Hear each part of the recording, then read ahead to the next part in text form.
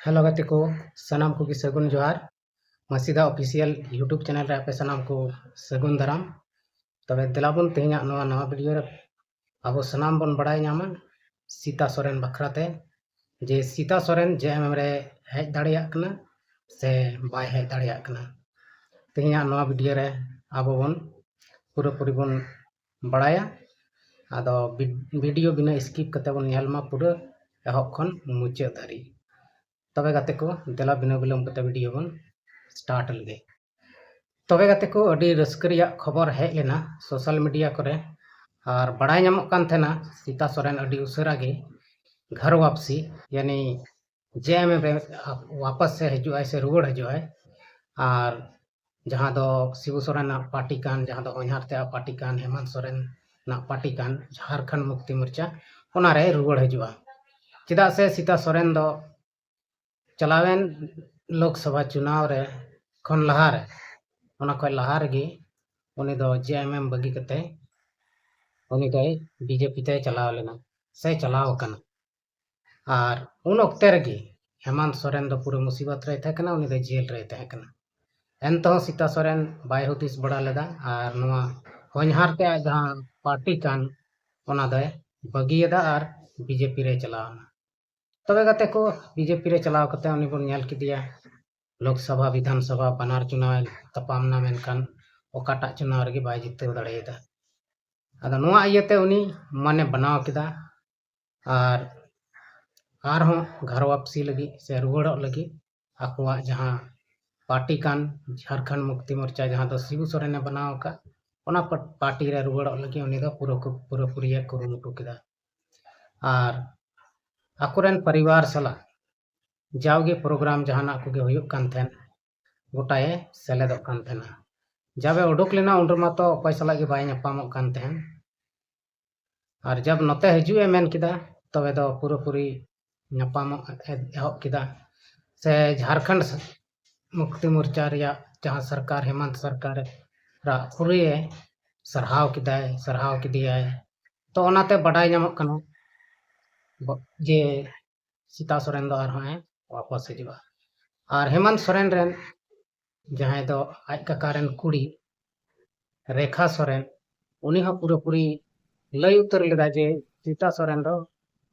आरहां JMM रे रुवाड़ हजुक कना आदो नोआ को इयते बड़ाई नाम लेना जे सरीगी नुई दो अडी उसेरा ना रुवाड़ हजुआ मेनखान गाते को नोडे मिटन अडी मरांग आकोट हेजना अडी मरांग बाधा हेजना बड़ाई क्या बन चलावेन दिन सीता सोरेन दो मिटन आयरन लहाई पीए देवाशीष घोष उनी ऊपर ते केस जहां होइलेन से होयकान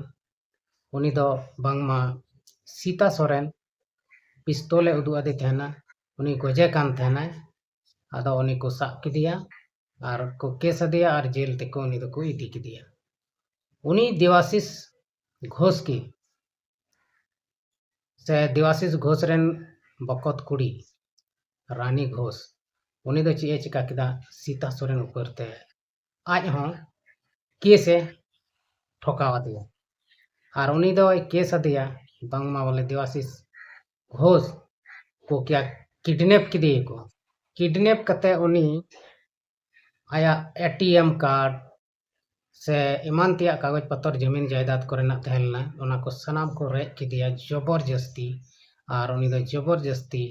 3 लाख टका को ट्रांसफर आचो किदिया नोआ आरोप लगाव कते उनी दो सीता सोरेन और उनी साथे आरहों पिया पुनिया होड़े केसात को जब नोआ केस ते सीता सोरेन पूरा पूरी परेशान धुरवना से अका धुरवेना से उनिया मुसीबत मुश्किल दो बढ़ावेन ते नोआ अंजम के खा हेमंत सोरेन उनी दो फिलहाल दो मना केदा जे फिलहाल दो सीता सोरेन बाय है हताड़ो जेएमएम रे आदो नुकिन बनार के बकिन हजुआ फिलहाल दो चेले को मता चंपाई सोरेन उनी हो बाय दाड़ेया और सीता सोरेन चेदा से सीता सोरेन ना नोआ जहां केस मुकदमा में नोआ जब तक बांग शांत लेन का जेएमएम रे उनी दो बाय हे दाड़ेया चेदा से जुदी उनी जेएमएम रे हिजुआ नोंका लड़ाई झगड़ा से केस मुकदमा कते तबे झारखंड मुक्ति मोर्चा रेन तिना विधायक मेना को तिना सांसद मेना को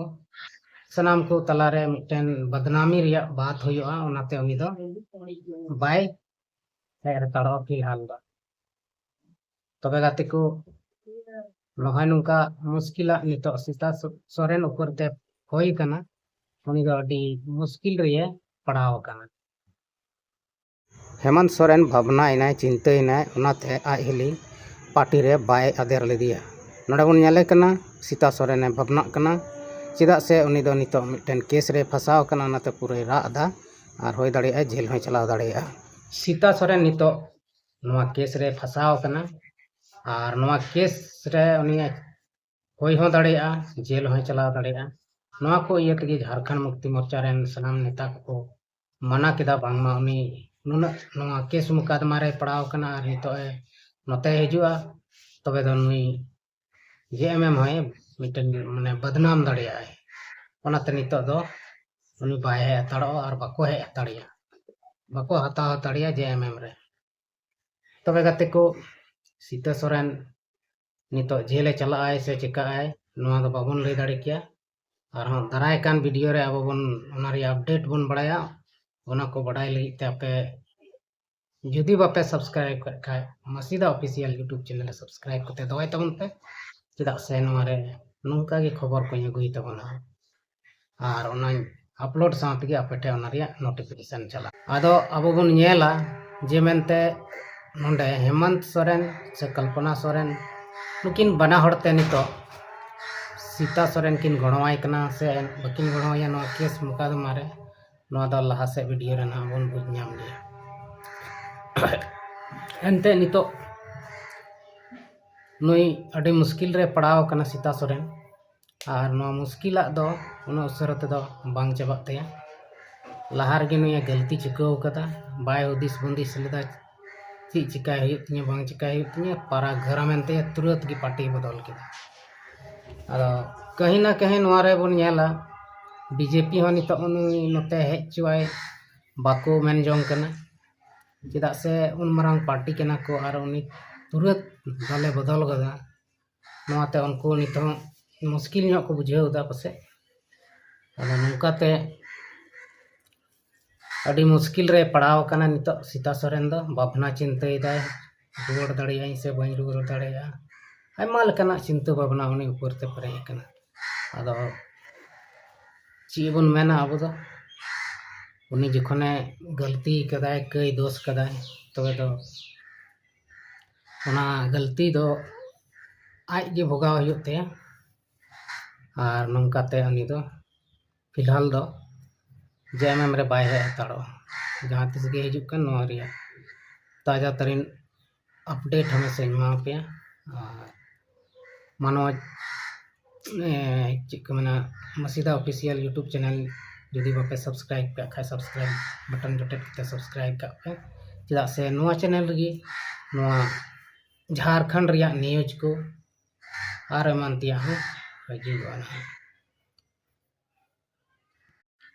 तबे गाते को नोंका गे राजनीति रे उठा पटक हुयुत तगे तहना और नोंका जुदी उठक पटक पक्ष विपक्ष बाको तहन खाय सरकार हो चलाव रे मौज बाय अटकर दाड़िया आया मन मुजिल काय चलाव बनाव राज रेन मुख्यमंत्री हो आज एकला मने लेका दो बाय चला दाड़िया राज दो चेदा से नोआ दो राजतंत्र दो बांग कना नोआ दो लोकतंत्र कना ओनाते तीना मंत्री को मेना कोआ जतो मिलाव कते गे गलमराव गोटाय को तब गे जहाना को कमी तबे गाते को तेहना वीडियो रे दो इनका गे आर हां बन ᱧᱟᱯᱟᱢᱚᱜ कना दाराय कान वीडियो रे मा तबे इन से मुचाद जोहार।